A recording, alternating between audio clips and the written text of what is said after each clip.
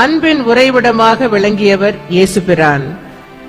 எதிரிகள் அவரை சிலுவையில் அறைந்து இம்சித்த போது கூட தாங்கள் செய்வது இன்னதென்று தெரியாமல் செய்கிறார்கள், பிதாவே அவர்களை மன்னியும் என்று கூறியவர் இயேசுபிரான்.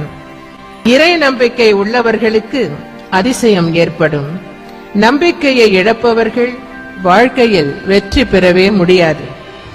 இறைவனிடம் அசைக்க முடியாத நம்பிக்கை உங்களிடம் இருந்தால் உங்கள் வாழ்வில் வெற்றி நிச்சயம். இந்த நம்பிக்கையைத்தான் இயேசு பெருமானவர்கள் வலியுறுத்துகிறார். இதை நாம் கடைபிடித்தால் நாம் கேட்டதை இறைவனிடமிருந்து பெற்றுக்கொள்ளலாம்.